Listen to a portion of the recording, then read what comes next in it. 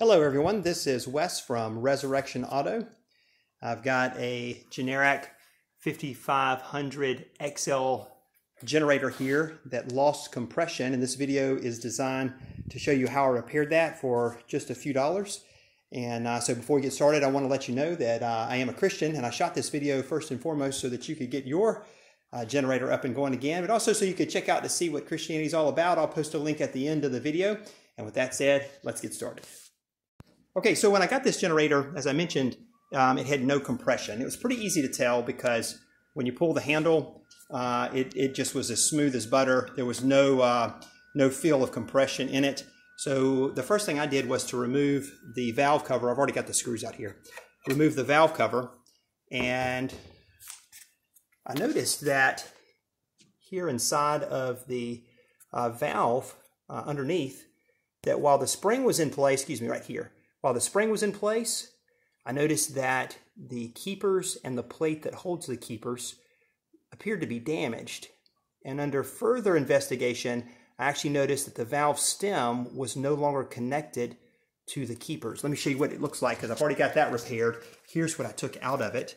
And let me get a close shot so you can see it. So here's the plate that came out of it. You can see it's actually cracked on the edge there, damaged. And then the washer underneath the valve spring had also been destroyed.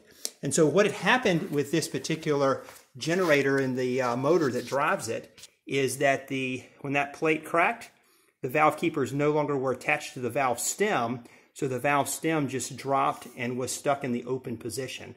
And so it cost about $20 to replace this part. Also the washer, probably less than that, maybe $15. And it was pretty easy to do. I did not take the head off, just had to compress the spring and replace those parts. So a very easy repair. And so I'm just going to put the valve cover gasket back on, and we'll give this thing a crank and see if it runs again. Okay, got the generator all put back together with the valve in place as I showed in the earlier clip. And then when I went to crank this generator, I found the root cause of the problem. So the previous owner decided to rebuild the carburetor and had taken the carburetor and the linkage apart. And what happened was, when they took the linkage apart right here, they misadjusted or maladjusted the governor that sits down inside and connects to this linkage. When I cranked it, what happened was the RPMs were about twice what you would expect. This thing was running way too fast, and I suspect the previous owner ran it like that, and that's what cracked the valve keeper plate and caused the problem. So what I did was I readjusted this governor here. It's not hard to do. You simply loosen this, and then you can put a tool here, like an adjustable wrench, adjust it all the way to the closed position and retighten the bolt, and that resets the governor to its proper place. So I've got this back up and running. I got a new fuel filter and fuel line. It was leaking a little bit of fuel, so let's crank it and see if this generator runs. All right, getting ready to crank this back up. It's a little tricky to hold the camera and pull and manage the choke, but I'll see what I can do.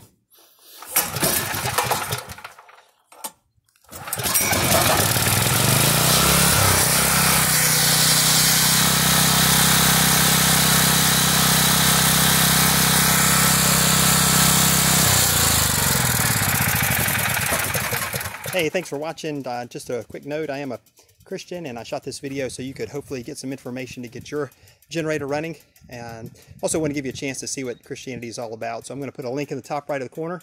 Thanks for watching. God bless.